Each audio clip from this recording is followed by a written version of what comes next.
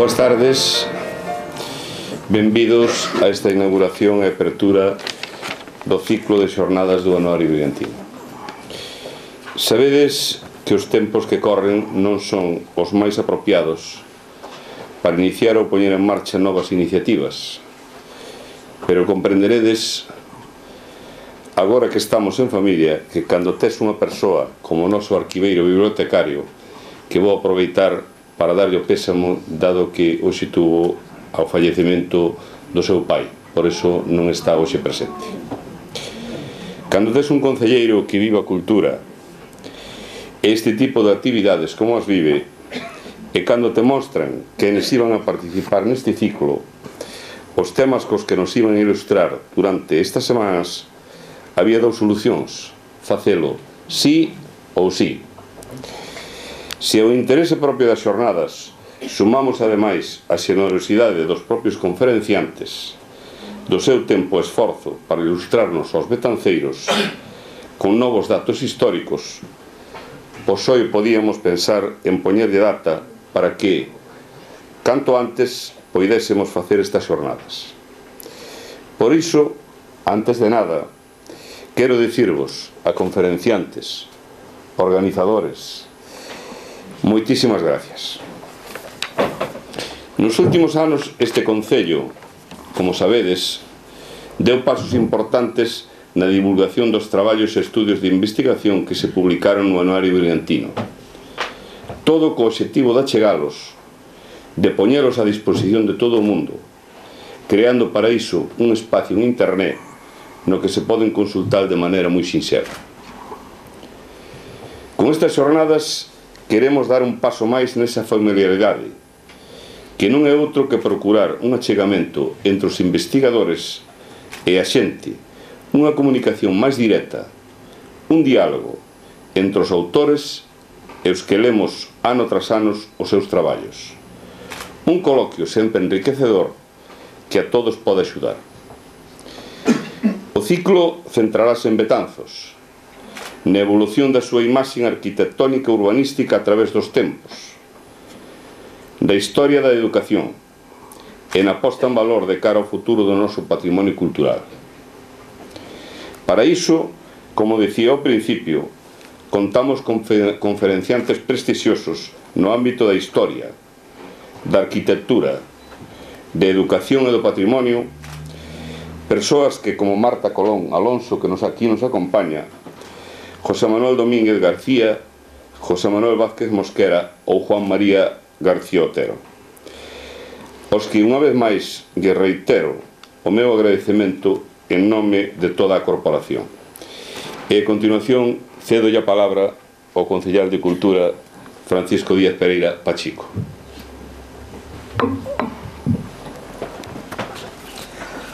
Boas tardes a todos. Sobre a filosofía deste ciclo de conferencias xa falou o alcalde, e pola miña parte, moi brevemente, quero dicir que non é a primeira vez que temos este tipo de actividades alrededor do Anuario Brigantino. Estou convencido de que os resultados farán que os vindeiros anos alrededor deste mes sementemos de novo conferencias co seu correspondente coloquio. Iso, sobre todo no que se refire a Betanzos, será un motivo de reflexión e a todos nos axudará a topar o mellor camiño para esta cidade, para o Concello, en definitiva, e para toda a súa área de influencia. O meu agradecemento ao director do Anuario Brigantino, Alfredo Arias, e o seu equipo de colaboradores, a Veiga, a Ermita Rodríguez, a José Luis Pariente, por axudar na organización deste ciclo. Precisamente quero darlle unhas gracias especiales a Pariente porque imos a gravar estas conferencias coa intención de que os seus efectos se continúen na rede a onde se enlazará desde a web do Anuario Brigantino. E gracias moi especialmente aos investigadores que falarán aquí. O programa me parece que xa o teñen todos vostedes. Hoxe iniciámoslo con Marta Colón Alonso, que falará sobre as transformacións do convento de San Francisco de Betanzos desde o século XIV ao XVII. O xoves 15 teremos a José Manuel Domínguez García sobre noticias e documentos acerca da evolución da historia da enseñanza de Betanzos, antigo réximen século XIX. o xoves 22 a José Manuel Vázquez Mosquera sobre o Centro Histórico de Betanzos e rematará as conferencias o betanceiro Juan María García Otero sobre economía da cultura, como facer de Betanzos unha cidade cultural do século XXI. Moi agradecido a todos os conferenciantes, a todos vostedes por estar aquí, e non se esquenzan que o próximo xoves temos de novo unha cita. Moitas gracias. Ben, en continuación, Marta, tes a palabra. Yo voy a dar la conferencia de pie. Sí. Venga, tengo pensado. Bueno, espera. Bueno, parece que Veiga quere facer unha intervención. Sí, Veiga, tes a palabra. Eu que vou dicir uns... Boas tardes a todos. Vou dicir uns datos que sobre Marta Colón, que é unha das últimas en chegar a colaborar no Anuario, pero non por eso estamos moi orgullosos de tela aquí. E ademais deixoume xa escrito aquí Alfredo unhas notas. E vamos a ver, arquitecta pola Universidade de Navarra coa especialidade de urbanismo, fixo o curso superior de estructuras pola Universidade de Navarra. Actualmente está elaborando tesis doctoral Transformaciones del convento de San Francisco de Betanzos entre los siglos XIV al XX no Departamento de Representación e Teoría Arquitectónica da Escola Técnica Superior de Arquitectura da Coruña, co tutor don Antonio Amado Lorenzo. A súa trayectoria profesional foi arquitecta do Departamento do Centro Histórico do Concello de Vitoria, a arquitecta municipal de Vitoria no negociado de urbanismo, despois arquitecta da Sociedade de Weimar Trade desde 1991 hasta o ano 2009, realizando todo tipo de proxectos, edificios residenciais, hotéis, industriais e deportivos, educativos, plans parciales, etc. Bueno, e despois é membro tamén da agrupación de antigos alumnos da Universidade de Navarra e da Xunta Territorial da Coruña. Bueno, nada máis. Ben, entonces, bueno, ahora Marta pues nos expondrá a súa tesis. En un primer lugar, les voy a hablar del método que he utilizado para llegar a estas hipótesis, el método de investigación, que ha consistido, yo parto en un principio de una destrucción, porque ya sabemos que el recinto conventual, que se encuentra aquí enclavado, ahora mismo no existe como en su día estuvo, sino que después de la desamortización de Mendizábal en el año 1835 hubo una orden de derribo, pero no se derribó del todo, debido a que el ayuntamiento solicitó que aquí que se encontraban las escuelas, en la celda de Vaquero, pues se mantuviera. Ese es el motivo por el cual esta zona de aquí, esta zona que ahora mismo es el conservatorio, no haya sido derribado. Después de hacer un análisis urbanístico del emplazamiento, he hecho un análisis tipológico y constructivo de los restos existentes de la iglesia en cuanto al gótico, que es el estilo constructivo con reminiscencias románicas. Yo no sé si tengo muy cerca el micrófono, ¿verdad? Con reminiscencias románicas, la traba, las marcas de cantero, etc.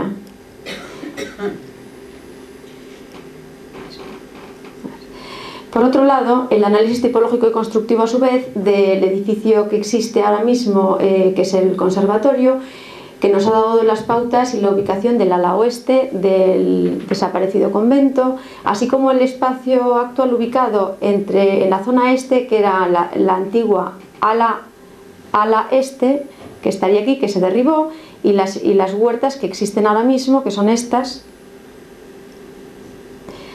El análisis del huerto, que era el huerto del convento, que pasó a formar parte del patrimonio de don Germán Echevarría tras la desamortización, y del granero. A su vez, el análisis de la muralla como límite del recinto conventual, las antiguas bodegas del convento que se encontraban en esta zona. Yo también he hecho un análisis de todos los proyectos que se construyeron o que se redactaron en el conjunto conventual. Entre ellos, uno de los que se ejecutó fue el de las antiguas escuelas de don Jesús García Naveira, obra del arquitecto González Villar. He analizado todos los restos encontrados en la excavación de la obra del conservatorio que se encuentran en el Museo As Mariñas, de basas y capiteles, de columnas pareadas, como decía Manuel Murguía, que era un claustro de columnas pareadas, de un fuste de 12 centímetros. Esta pieza es el Santiago peregrino que apareció en esa excavación, que fue datado en el siglo XIV y que es muy similar al Santiago peregrino existente en el claustro de Orense en la esquina noroeste. No podemos olvidar que Betanzos fue camino de Santiago, formó parte del camino primitivo y del camino inglés. Ahora mismo solamente forma parte del camino inglés. Por otro lado, una de las claves de la ubicación del ala norte fue el proyecto de cárcel en el exconvento, que nunca se llegó a ejecutar, que se publicó en el anuario el año pasado, del arquitecto de Lugo, Eutasio Rodríguez. Bueno, este plano de sección del estado original del siglo XIX nos da la ubicación del ala norte, que era la que nos faltaba por ubicar en el convento. Este ala norte no solamente tenemos la anchura de la nave y la altura del muro, sino también esta otra ampliación que se llevó a cabo en el convento posteriormente. Asimismo, sabemos la diferencia de cota o el desnivel existente entre la cota del convento y esta cota del patio y la ubicación de la calle de la Ribera, así como el sótano, que fueron las bodegas. Nos damos cuenta en este plano de sección que esta ampliación tenía 3 plantas. Como no podía ser de otra manera, he hecho un estudio comparativo con todos los conventos franciscanos gallegos que tienen una tipología similar. Como vemos aquí, este es el de Orense, esta es una foto antigua, donde vemos también que es un claustro de columnas pareadas, con unos capiteles y basas que en la tesis hago un estudio comparativo de tipología y de qué tipo de capiteles son. Y luego también he hecho un análisis de una documentación gráfica existente ahora mismo en el Archivo Histórico Nacional de San Juan de los Reyes de Toledo, que son unos dibujos de Nicolás de Vergara del año 1544 que son muy interesantes en cuanto a distribución, y en ellos me he basado a la hora de hacer unas de las hipótesis del trabajo. No podía olvidarme de la orden franciscana, de la regla franciscana, porque la regla franciscana marca las pautas arquitectónicas del edificio. El ideal de pobreza que promulga el Santo de Asís, así como el afán evangelizador, la idea de vivir como peregrinos sin tener nada propio, es fundamental a la hora de ver el resultado arquitectónico del proyecto inicial y de las futuras ampliaciones que se realizan. Dentro de los capítulos, el capítulo de Narbona, por ejemplo, marca unas pautas muy claras para que el ideal de pobreza estuviera reflejado en todos los edificios, y entre las pautas que marca son las dimensiones en altura y en anchura de las naves de la iglesia, la distancia a los centros de las ciudades, etc. El estilo arquitectónico que tiene el convento de San Francisco, la iglesia actual de San Francisco, es el estilo gótico, con reminiscencias románicas, con unas características casi idénticas en Galicia, de arcos apuntados, bóvedas nervadas, que lo que se buscaba era la luz y la espiritualidad. Y luego lo que es interesantísimo es el análisis de la filosofía escolástica que estaba en boga en esa época medieval, que fue abrazada por los franciscanos en su corriente neoplatónica, y aquí nos va a marcar unas líneas muy claras de la perfección, o sea, realizan la ciudad celestial. Bueno, estos son unos volúmenes simplificados de una parte del convento. Como vemos, son volúmenes muy claros, estables, son cerrados. Los neoplatónicos lo que buscan es la perfección en las figuras geométricas. Hay una jerarquía de importancia en las figuras. La figura más importante es la esfera, dentro de las figuras planas el círculo, como vemos el semicírculo es el ábside, después en importancia está el cuadrado para pasar al rectángulo, sin olvidarnos de las secciones áureas. Esto ha sido mi forma de estudiar y de llegar a estas conclusiones, ¿no? De llegar a estas hipótesis. Como he dicho, hago un estudio urbanístico del emplazamiento, del plano base donde se va a ubicar el convento. Hago un estudio del emplazamiento y hago un estudio también histórico de Betanzos, porque muchas de las cosas que suceden en Betanzos y en España, en la historia de España, son claves para entender algunas de las ampliaciones que se realizan en el convento de Betanzos. Bueno, el primer asentamiento de Betanzos, que seguramente todos los presentes lo conocerán, estaría ubicado en San Martín de Tíobre. En el siglo XIII la población se traslada a esta zona, que es el Castro de Untia, propiedad del monasterio de Sobrado, por motivos comerciales y defensivos. Como vemos, es un cruce de caminos. Parece ser que la población se traslada ya a una fortificación. La carta fundacional de la ciudad es de 1219 por sanción del rey Alfonso IX de León. Vemos los caminos que se van aumentando: el camino a Puente de Hume Ferrol, camino a La Coruña, Lugo, Orense, Castilla, en fin. Y vemos el trazado de la primera muralla. Es un trazado orgánico que sigue las curvas de nivel del cerro. Vemos que la zona es una zona propicia, en confluencia entre dos ríos. La diferencia de nivel, bueno, creo que lo vamos a ver en el siguiente plano. Aquí vemos el trazado urbano de la primera ciudad, es una hipótesis de un plano que he confeccionado yo. La población, las viviendas aparecen distribuidas a lo largo de la calle central, que es el trazado que actualmente se puede adivinar en la parte alta de la ciudad. Eran casas estrechas construidas de madera a dos aguas, con un huerto en la parte trasera. Ese es el motivo por el cual los primeros años urbanos de Betanzos fueron muy difíciles, porque hubo varios incendios. El siglo XIV, como podemos observar, ya vemos la primera muralla, la iglesia de Santiago. Tenemos referencia de la obra del siglo XIV, aunque parece ser que hubo una iglesia románica en un inicio, en esta zona de aquí. Y ya vemos el convento de San Francisco. Bueno, los terrenos donde se ubica el convento de San Francisco, que como observamos está extramuros de la primera muralla, fueron adquiridos por Fernán Pérez de Andrade Obó, el mecenas no solamente del convento de San Francisco, sino el gran mecenas de Betanzos. Y parece que anteriormente hubo un asentamiento templario. Estaba ubicado extramuros. Los franciscanos estaban alejados del centro de la ciudad, pero próximos a ella. Necesitaban los beneficios de la nobleza y financiación para sus obras. Por otro lado, el afán evangelizador les hacía colocarse en un cruce de caminos, porque necesitaban llegar a los fieles.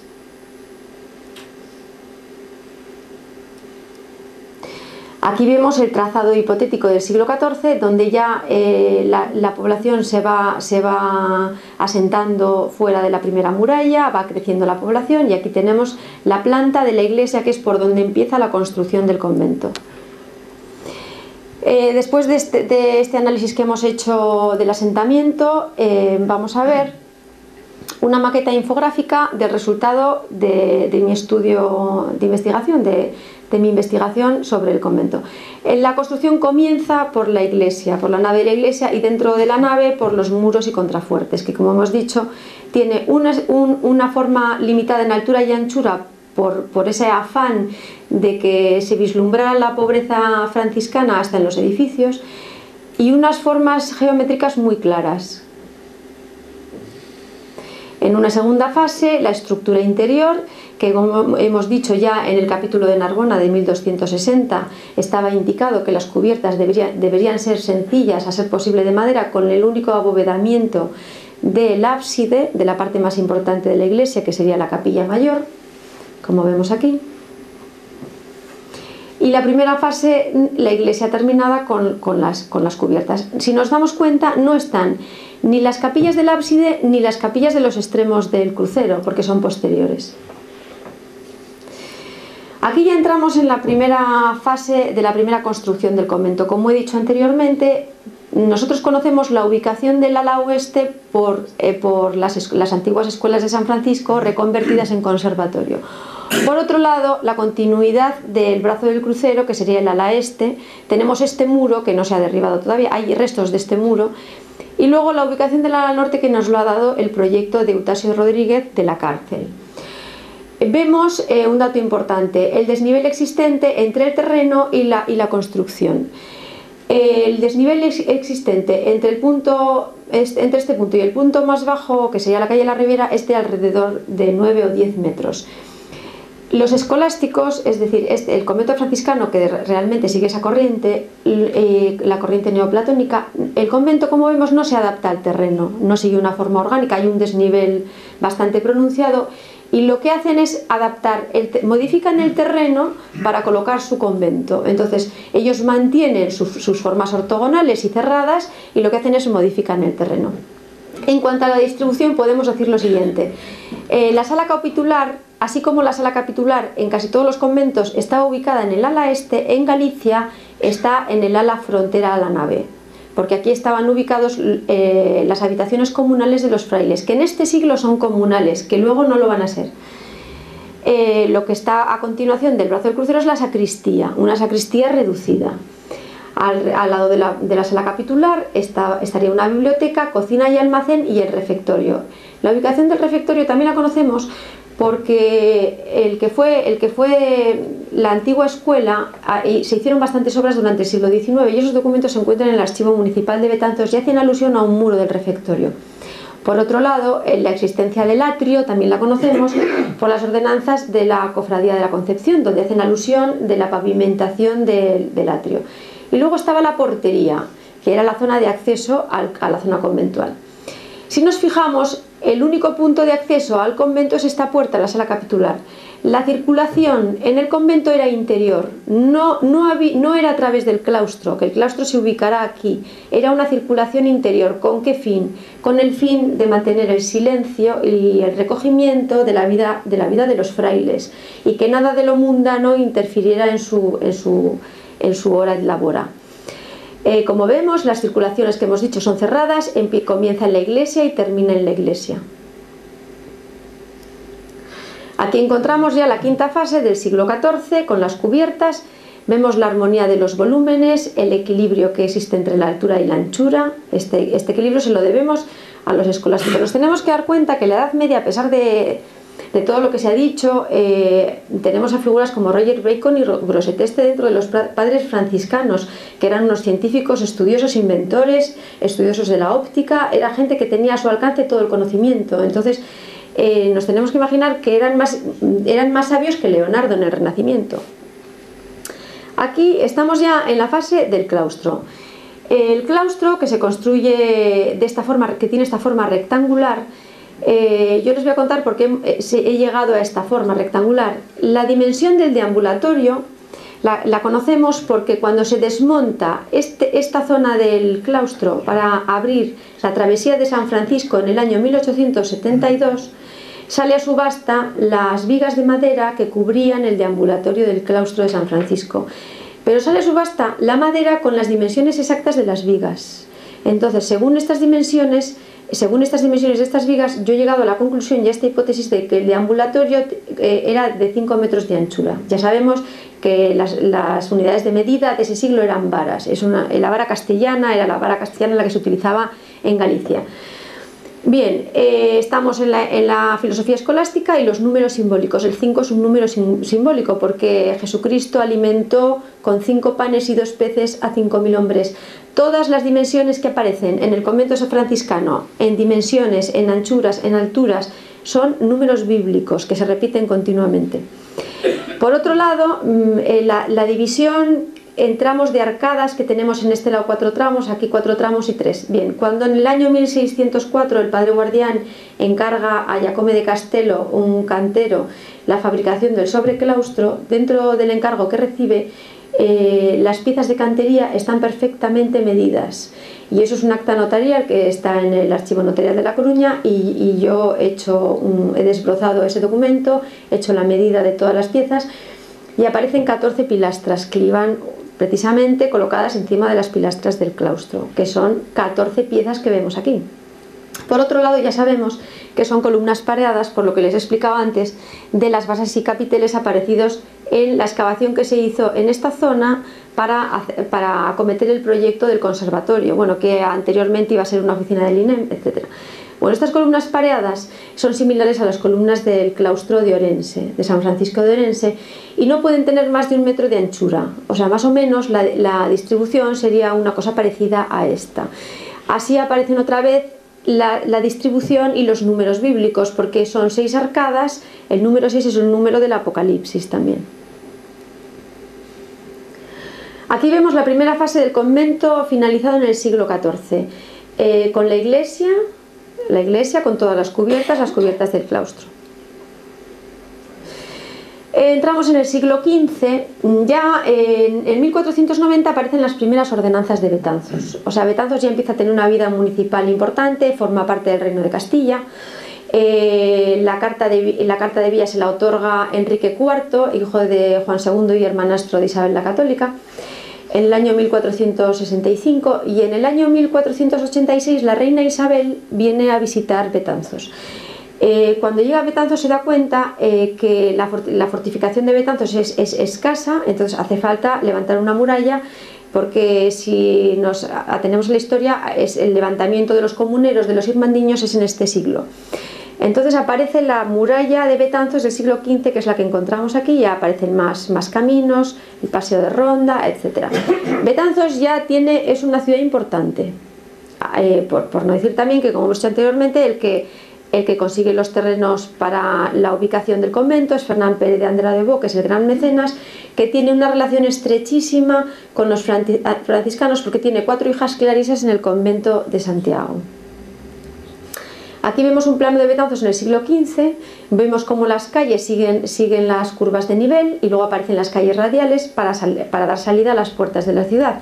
Y si nos fijamos, la importancia en superficie que tiene el convento franciscano, así como el resto de la ciudad sigue orgánicamente las curvas de nivel del cerro, el convento franciscano no sigue ninguna curva, porque lo único que sigue es la regla escolástica de las figuras puras geométricas.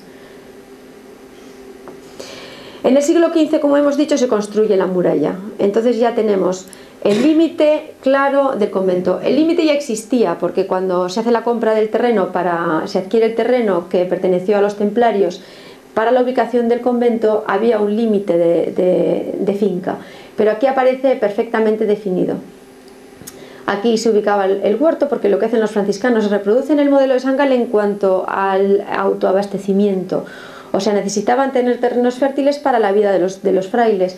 No podemos olvidar que este terreno se encuentra entre la confluencia de 2 ríos, el Mendo y el Mandeo. Entonces son tierras fértiles, y esto es el huerto, y estas huertas también existían, que eran las huertas de Flutares. Pero por otro lado, si nos fijamos, hay muy poco espacio entre el muro exterior del convento y la muralla, lo que en un futuro dará un problema para la futura ampliación. Tenemos aquí las capillas del ábside, que pertenecen al proyecto inicial, pero no se construyen a la vez. Y no se construyen a la vez porque no existe traba entre las piezas de cantería de esta zona y de la simétrica.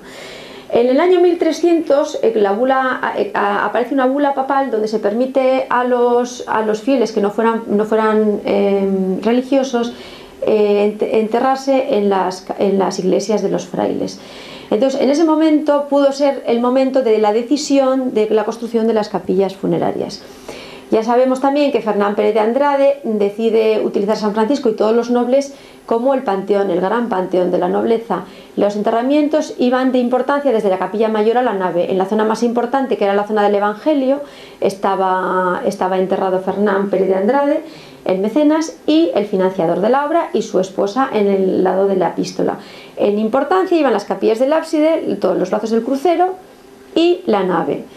En el siglo posteriormente se construirá el coro, y debajo del coro se enterraban los frailes. En las primeras filas los padres guardianes, y el resto de los personajes importantes del convento en las posteriores. Pero los frailes, el resto de frailes, se enterraban en el claustro.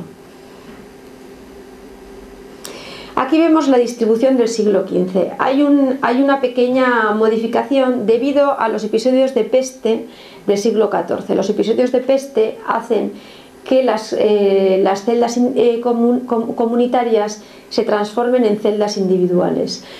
No solamente los episodios de peste y la insalubridad de las plantas bajas, la humedad que había. La reina Isabel se convierte en franciscana terciaria. Ya sabemos que en la jerarquía de la Iglesia está la orden primaria de los sacerdotes presbíteros, la secundaria de los frailes y monjas, y la terciaria de los laicos. Bueno, pues la orden terciaria dentro de los franciscanos va a tener gran importancia. La reina Isabel es como he dicho, franciscana terciaria, y aparecen las cámaras reales en los conventos franciscanos.